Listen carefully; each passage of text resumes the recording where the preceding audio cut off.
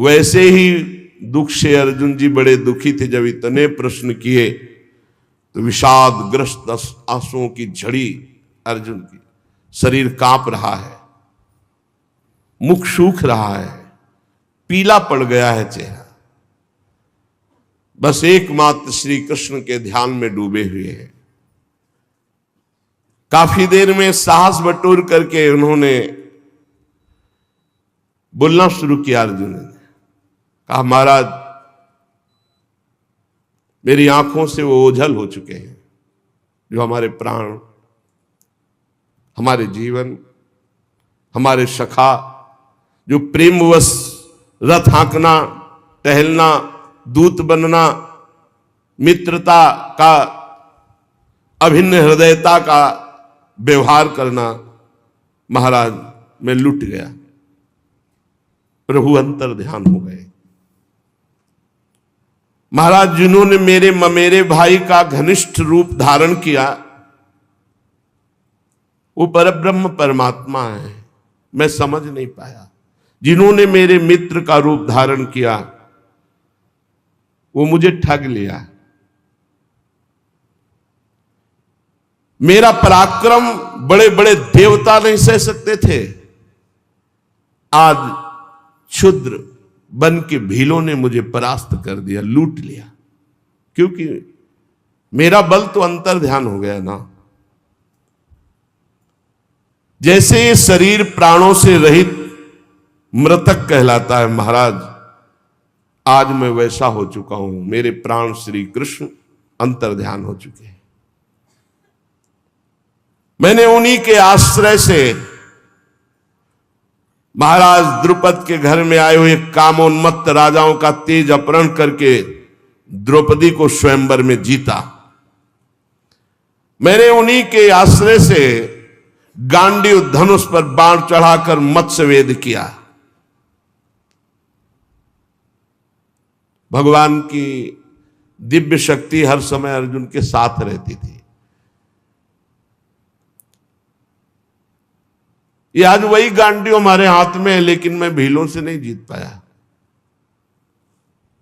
मैं लौट के आ रहा था भगवान के निज जनों को लेकर, लेकिन मेरे में सामर्थ्य नहीं रही, क्योंकि मेरे श्री कृष्ण अंतर है। वही गांडीव, वही भुजाएं जिसके बल से खांडोवन को, इंद्र को भी रोक करके अग्नि को तृप्त किया। उसी से मैदानों की रक्षा की जो आपकी सभा में जल में थल, थल में जल का भ्रम करने वाली दिव्य सभा तैयार की थी। 10,000 हाथियों का बल रखने वाले जरासंध को ऐसे तिनके की तरह चिरवा दिया उन्हीं श्री कृष्ण ने भीम से। 20,000 राजाओं को मुक्त किया जो भैरव यज्ञ में बलि देने के लिए बंदी बनाए हुए था। महाराज हर तरह की विपत्ति में श्री कृष्ण सामने नजर आते थे। चाहे वो द्रौपदी को वस्त्रहीन करने के लिए कौरवों की सभा हो, या वनवास के समय दुर्योधन के षड्यंत्र से भेजे हुए 10,000 शिष्यों के साथ दुर्वासा ऋषि, हर समस्या का समाधान श्री कृष्ण थे। ये कई बार सुना चुके हैं दुर्वासा ऋषि का प्रसंग। बड़ा कठिन है किसी महापुरुष को प्रसन्न कर लेना, लेकिन जिनका भगवान से अनुराग नहीं वो लाभ नहीं ले पाते। 4 महीने दुर्वासा जी की बड़ी सेवा की दुर्योधन ने। दुर्वासा जी ने कहा, वरदान मांगो, चातुर्मास भर तुमने सेवा की, क्या चाहते हो? दुर्योधन ने विचार किया कि पांडवों का जड़ से नाश हो जाए, बढ़िया अवसर है। तो उनका ब्राह्मण हमारे ज्येष्ठ भ्राता महाराज युधिष्ठिर वनवास में है, आप 10,000 शिष्यों के साथ जाएं और उनका आतिथ्य स्वीकार करें। तब जब द्रौपदी जी बटलोई में प्रसाद पाले, द्रौपदी पा लिए, फिर वहां कुछ नहीं। सिद्ध सूर्यदेव के द्वारा दी हुई बटलोई थी। तथास्तु कहकर दुर्वासा जी ठीक उसी समय पहुंचे जब द्रौपदी जी प्रसाद पा के बटलोई मार्जन करके रख दिया। शिष्य मंडली 10,000 आगे दुर्वासा जी। जी महाराज धर्मराज जी के समय पहुंचे, साष्टांग दंडवत किया। महाराज आगे, आज तो हमारे अहोभाग्य, आप कृपा करके दर्शन दिए। अब पूछना होता महाराज प्रसाद पाल? हाँ हाँ, अभी यमुना स्नान करके आते हैं, अभी आते हैं प्रसाद पाने। 10,000 शिष्य सहित यमुना जी स्नान करने गए। महाराज युधिष्ठिर द्रौपदी के पास गए और द्रौपदी जी से पूछा प्रसाद पा लिया? हाँ, बटलोई मान के रख दी। मूर्छित से हो गए। द्रौपदी जी कौरव सभा से शरणागति पूर्ण पुष्ट हो चुकी थी।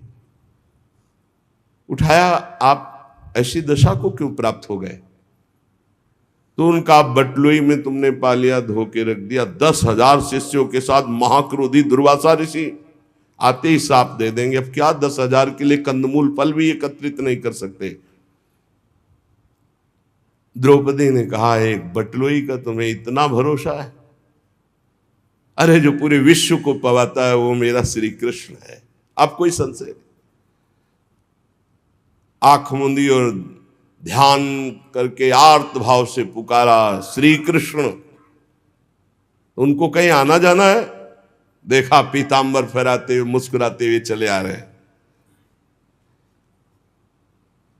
आकर के पहले कहा, द्रौपदी बहुत भूख लगी, कुछ पवा। समस्या पे समस्या। अरे महाराज, इसी समस्या से तो आपको याद किया है। नहीं कृष्ण, बाद में बड़ी भूख लगी, कुछ खाने को दो। द्रौपदी ने फिर गदगद कंठ से कहा, प्रभु ऐसे तो मेरे बड़े भाग्य हैं कि आप ऐसे कह रहे, पर प्रभु इस समय कुछ नहीं है, बटलोई मांझ के रख दिया। अच्छा तो जरा बटलोई लाना। ये कर तुम अकर तुम अन्यथा कर तुम सर्व समर्थ भगवान का प्रताप देखो।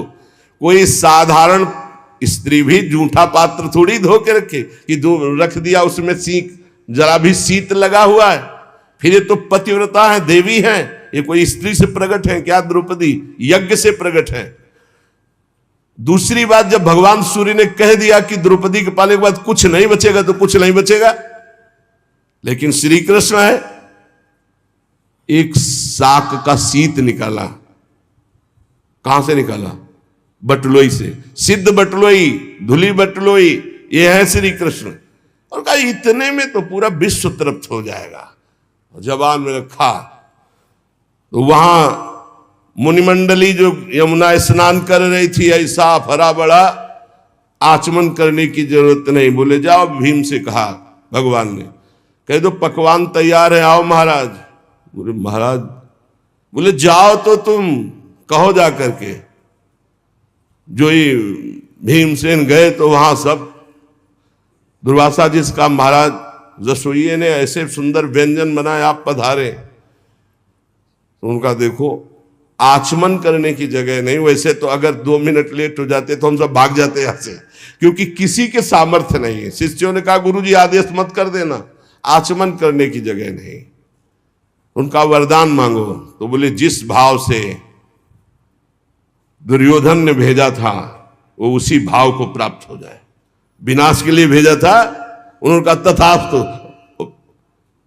अर्जुन जी कह रहे हैं जिनके बल से बड़े भारी दुस्तर संकट दुर्वासा से हम बच पाए, जिनके प्रताप से हमने भगवान शंकर को अपनी बाहुओं से युद्ध रूपी पूजा करके तृप्त कर दिया। भगवान शंकर से कोई एक सेकंड भी युद्ध कर सकता है? अरे प्रलयंकारी रुद्र है, इनके सामने कोई नहीं टिक सकता। बाहु युद्ध या जितने अक्षय तूणीर में बाण थे सब ऐसे लीन हो गए। जब बाण मारते ना तो शरीर में अंतर ध्यान हो जाता। अर्जुन जी को लगा ऐसा किरात कौन सा वीर है कि जो हमारे बाणों को ही ली ले जा रहा है। जब एक भी बाण नहीं बचे तो गांडीव से प्रहार किया, तो गांडीव भी अंतर ध्यान हो गया। अब उठा के वज्र जैसे घूंसों से प्रहार करना शुरू किया। जे भी भगवान शंकर ने प्रहार किया तो उनका रुक जाओ, 2 मिनट का समय दो, हम अपने आराध्य देव की पूजा कर ले, क्योंकि लगा कि इनके घूंसे से प्राण निकल जाएंगे। और मन में आया कि इतनी पीड़ा तो हमें कहीं किसी युद्ध में नहीं हुई, ऐसा कौन है जो मुझे कष्ट दे सकता है। तो उन्होंने कहा हाँ हाँ, जो तुम्हें करना है कर लो।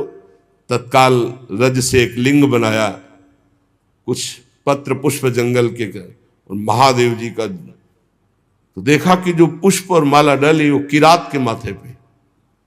उनका प्रभु, तो बोले हाँ, यही मैं देखने आया था कि तुम मेरे दिव्यास्त्र को रखने लायक हो कि नहीं। ये पाशुपतास्त्र ये साधारण नहीं है जो मैं तुम्हें देने जा रहा हूं, विश्व का विनाश एक क्षण में कर देगा, बहुत होश में। यही मैं देखना चाहता। उस समय भगवान शंकर को भी मैंने तृप्त किया युद्ध में, वो भगवान श्री कृष्ण के बल से। यत्तेज साथ भगवान युद्ध शूल पाणिर विस्मापिता सगिरिजोस्त्र मदान निजम में, वो प्रसन्न होकर अपना निज अस्त्र मुझे प्रदान किया। महाराज, जिन श्री कृष्ण के प्रताप से देवराज इंद्र की सभा में देवराज के सिंहासन पर आधे पर बैठने का मुझे अधिकार मिला, जिन श्री कृष्ण के प्रताप से देवताओं ने मेरी पूजा की, ऐसा मैंने युद्ध किया, निवात कवच नामक दैत्यों का विनाश किया, आज मैं उनसे रहित हो गया हूं। अर्जुन जी कह रहे, महाराज मैं अपार शोक से युक्त हो रहा हूं। सोने बैठने टहलने, बड़ी बड़ी बातें, भोजन आदि के समय बड़ी मजाक करना, और कभी कभी तो मैं उन्हें कह देता कि मित्र तुम तो बड़े सत्यवादी हो, तो हंस देते। वो महापुरुष मैं समझ नहीं पाया। मित्र मित्र का जैसे अपराध सह लेता है, पिता पुत्र का अपराध सह लेता है, ऐसे मुझ दुर्बुद्धि का मजाक वो सहते। मेरे प्रिय सखा, मेरे प्रिय मित्र, नहीं नहीं, मेरे हृदय, मेरे पुरुषोत्तम भगवान ने मुझे छल लिया। वो चले गए। मैं उनके निज जनों को द्वारिका से साथ ला रहा था, मार्ग में दुष्ट भीलों ने मुझे एक अबला की तरह हरा दिया। मेरे में कोई बल नहीं, वही गांडी, वही बाण, वही अर्जुन, कुछ नहीं कर पाया, लूट ले गए संपत्ति। वही मेरा गांडीव है, वही अक्षय तुड़ीर, वही बाण, वही रथ, वही घोड़े, वही रथी अर्जुन, पर मेरा सारथी नहीं, मेरे श्री कृष्ण नहीं, तो मैं परास्त हो गया, हार गया, लूट लिया भीलों ने। श्री कृष्ण के बिना मैं सार शून्य हो रहा हूं, क्या करूं? तुमने जितने ईश्वर संबंधियों की बात पूछी, सब नष्ट हो चुके हैं। पता नहीं क्या हो गया, सब आपस में मदोन्मत्त होकर एक दूसरे को मार डाला। यदुवंशियों ने एक दूसरे को ही मार डाला। महाराज, केवल 4 या 5 लोग बचे हैं, पूरे यदुवंश का विनाश हो चुका है।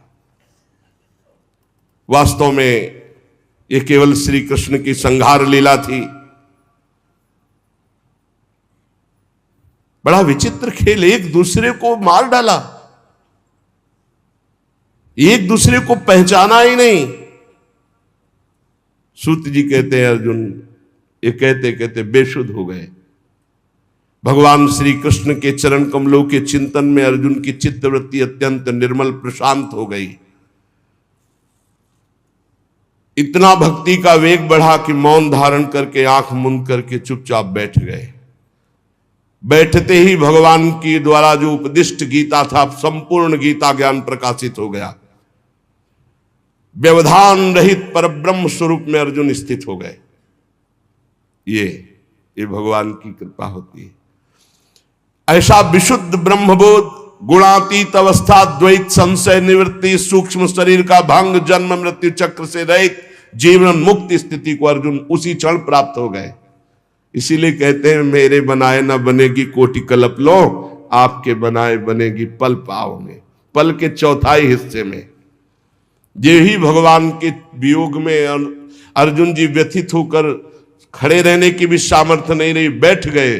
उसी समय दिव्य ब्रह्म ज्ञान जो भगवान ने दिया था जागृत हुआ। स्थूल सूक्ष्म कारण तीनों शरीरों का राग भस्म हुआ। अपने स्वरूप में स्थित जीवन मुक्त महापुरुष भगवान के स्वधाम गमन यदुवंश का संहार सुनते ही महाराज युधिष्ठिर शांत हो गए। देखो ये अंतिम लीला सबकी होनी है। निश्चय किया महाप्रस्थान। महाप्रस्थान कहते हैं मृत्यु को। अब महाप्रस्थान करना है। जन्म मृत्यु रूप संसार से अब मुख मोड़ लिया महाराज युधिष्ठिर जी ने। जब भगवान ने शरीर त्याग दिया तो अब हमारा इस मृत्यु लोक में क्या काम। जिस समय भगवान श्री कृष्णचंद्र जी ने इस पृथ्वी से अपने शरीर को अंतर ध्यान किया, उसी समय पाप और अधर्म में फंसाने वाला कलयुग का राज्य लागू हो गया। उसी समय से महाराज युधिष्ठिर ने कलयुग का फैलना देखा। देश में, नगर में, घरों में, प्राणियों के हृदयों में असत्य, छल, हिंसा, अधर्म, व्यभिचार, ये सब की बढ़ोतरी हो रही। अपने भाइयों से कहा महाप्रस्थान का निश्चय करो, अब रहना नहीं इस पृथ्वी में। बड़ा मंगल रूप होगा कलयुग का। विनयी पौत्र महाराज परीक्षित जो अब कुछ सयाने हो चुके थे, गुणों में महाराज युधिष्ठिर के समान थे, समुद्र से घिरी हुई पृथ्वी के सम्राट पद पर हस्तिनापुर में महाराज परीक्षित का अभिषेक किया। और यहां मथुरा में शूरसेनाधिपति के रूप में अनिरुद्ध के पुत्र वज्र जी का अभिषेक किया। इसके बाद युधिष्ठिर जी ने प्राजापति यज्ञ करके आह्वानी अग्नियों को अपने में लीन किया और जड़वत होकर जैसे पागल बाल खोल लिए, सब वस्त्राभूषण उतार दिए, एक चीर वस्त्र लंगोटी धारण किया। भावना से वाणी को मन में, मन को प्राण में, प्राण को अपान में, अपान को उसकी क्रिया मृत्यु में, मृत्यु को पंचभूत शरीर में लीन कर दिया। शरीर को मृत्यु रूप अनुभव करके त्रिगुण में मिला दिया, त्रिगुण को मूल प्रकृति में, मूल प्रकृति को सर्व कारण रूपा प्रकृति में, प्रकृति को आत्मा में, आत्मा को ब्रह्म में विलीन करके जीवन मुक्त हो गए तत्काल। यह है भगवान के निज जनों का महामहिमामय स्वरूप। जीवन मुक्त, आवागमन मुक्त, पहले मुक्त, अब चीर वस्त्र धारण किया और नियम लिया कि मुख में ना जल जाएगा ना अन्न जाएगा। जब तक प्राण है ना अन्न ना जल। मौन, केश खोल लिए और बिना किसी को देखे सुने बोले निकल पड़े। पर ब्रह्म स्थिति उत्तर दिशा की ओर बढ़ते चले जा रहे हैं। भीमसेन, अर्जुन, नकुल, सहदेव, द्रौपदी, इन्होंने जब देखा कि भैया इस महाप्रस्थान को, तो ये भी महाप्रस्थान को भगवान श्री कृष्ण के चरणों का सब ध्यान करते हुए महाराज युधिष्ठिर के पीछे पीछे महाप्रस्थान।